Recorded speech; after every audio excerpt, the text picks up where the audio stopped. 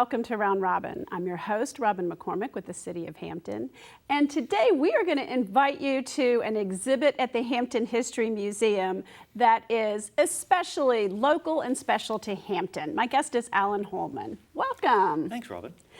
This has been a long time in the making, the Hampton One exhibit, right? It has been. Well, exhibits are, but this one in particular, since 1927, you might say. There we go. So tell us, though, how this came about, because there's a Hampton One, boats and collection going on here. That's right. Well, just a little bit of background. The folks who don't know the story of the Hampton One boats, they are the local One Design boat. They're called Hampton One Design because they were designed so that they would be competitive with each other in a single class for regattas and racing. So they are locally designed, were locally built, locally raced out of Hampton Yacht Club and other yacht clubs around Norfolk, and of course it's spread all over Chesapeake Bay. The gentleman who developed the boat, Vincent Serio, Sr., was a Sicilian immigrant to the United States who settled in Newport News in the 1920s and worked various capacities, but his love was boat building. And he was charged in the mid-30s by the newly formed Hampton Yacht Club to develop a boat that would be suitable for the shallow waters around here, that would be affordable. For example, the first boats were only $325. Of course, $325 was a lot more money back then. I did the math, still. which equates to about $6,000 now. But that's pretty reasonable. And what kind of boats are these? Are these they're sailing boats. Okay. The Hampton One Design boats are sailing boats. They're 18 feet long. All of them very carefully measured, and they're certified, actually. Part of the building process is they're inspected and certified that they are as near identical as possible, so that the test of skill is not the quality of the boat, but the sailor. Isn't that an interesting concept? So a little like as our NASCAR racing got its original start, these boats were designed for racing to be within a very tight specification. So the boater himself was the one put to test. And of course they were wonderfully inexpensive day sailors, so you could take a couple of folks out on them and they were perfectly adapted to the shallow waters we have around here. Nimble, fast, and as I understand talking, this is one of the wonderful things, is this is an oral history culture. Like this is a thing you don't check out journal articles and books for. This is, you talk to people about this. One of its great charms was it was easily righted. It could go over, it could capsize, and you could turn it back up. Yeah, that's important if you're learning to sail or if you're sailing fast or learning to race. Exactly. Yeah. So the reason we came to tell the story now is Vincent Serio Sr. Has a grandson named Vincent Serio III, and he's a physician, is now living in Boise, Idaho, but he grew up here. Okay. And lived and worked in Richmond. He's about my age.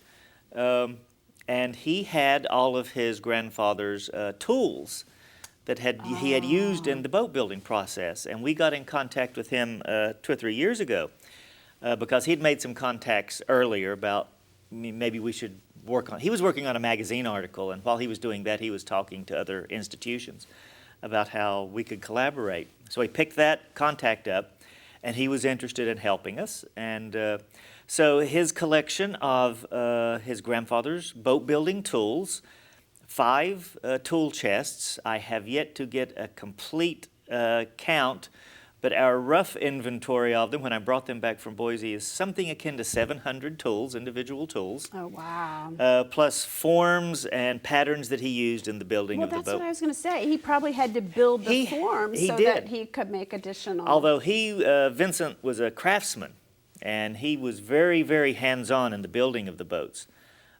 He also had a production line, because he could build, he would build 70 boats in the winter season. So at any given time, there would be 6 or 8 boats under construction in his shop. So he had these patterns made, so he could cut the rough shape of the components, and then he would finish them, and his employees would finish them by hand.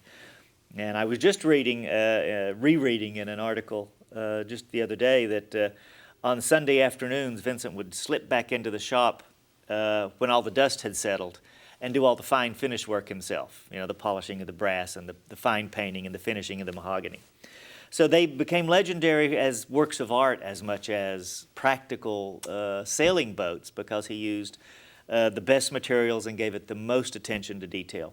Well, you mentioned mahogany and brass, so that sounds pretty the elegant. bronze Yeah. fittings and mahogany bright work. The boats originally were made of wood, and he sourced one particular type of wood. We here call it juniper. It's Atlantic white cedar. And I've gotten these wonderful tales from his grandson that, and his grandson's about my age, so he was going into the shop when he was just a toddler. Wow. And he could smell the cedar. He was forming the boats from these white cedar planks, and he could smell the cedar. And to this day, he says whenever he thinks of the boats, he smells cedar. I bet. That's so cool. Now, a little later, as a practical application, they began making them out of fiberglass hulls, which was a bit of a heresy. But the fiberglass hulls were admitted into the racing class. They just had to meet the same specifications as the wooden boats. But the fiberglass boats are considered wonderful boats in their own right. The wooden boats are works of art. Yeah, there's a difference, I'm sure.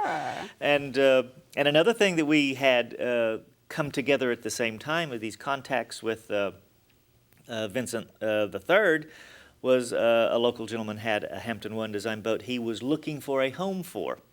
It was a boat, in a fairly early boat, built in 1947. It's boat number 341. And we have taken on restoring that for use at the museum. Isn't that the So coolest thing? that has been a wonderful process, and the gentleman restoring it for us is Billy Hunt, who is 9-time Hampton One Design national champion. Oh. And so if you were going to have someone restore your boat, he is the man to do it. So he's been working on that. So in the end, the exhibit will look something like, in the lobby of the museum, you'll walk in and there'll be this restored Hampton One Design with all of its bright work polished, standing there, welcoming you into the museum. And then in our changing gallery, and that may well live there forever. I hope so. It's exciting. It's going to have a long forever life at a there. museum Forever, it's going to be things will on move, wheels. but yes, that's great. You and I've talked enough to you. You know that there's no such thing as a permanent exhibit. Right. But in our upstairs gallery, which is our changing gallery, we're going to install the story of the Hampton One design, how it's built. We're going to exhibit all of these tools.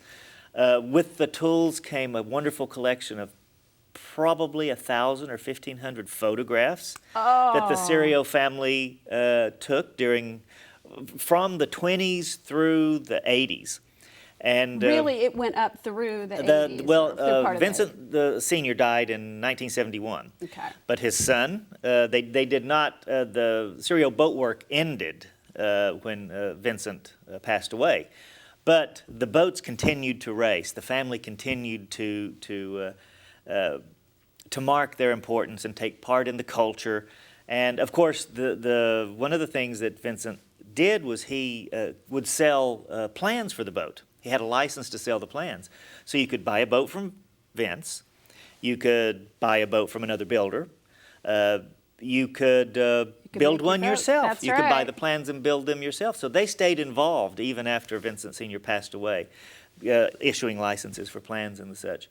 But these images have never been published before. They've never shown up in a museum.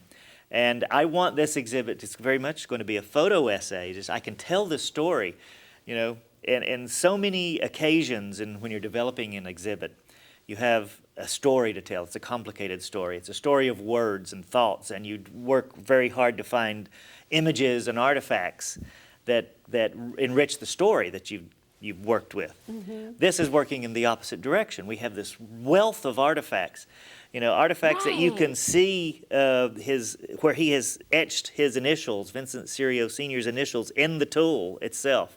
So you have this wealth of artifacts, this wonderful story in the photographs, and all I've really got to do is stitch it all together and have it make sense. That's exciting. So it's going to be a very dimensional and visual exhibit. So yeah, it'll feel a little bit like you're in the workshop, I would think, Well, if we're you have these photos and exactly. tools, and then I assume some of the photos are going to be the racing scenes on the water, so you get the full There's going to be, picture. we actually are developing an environment which is going to do our best to replicate his workshop, which moved from Newport News to Hampton in 1948. That's why it's our story now. It was at 16 House Street, which is around where Mill Point Park is now. Oh, okay. So that's where his boat yards and his marine railway was. And Boy, that's right downtown. right Wow. downtown where he did the rest of his work. And so we're going to rebuild the environment.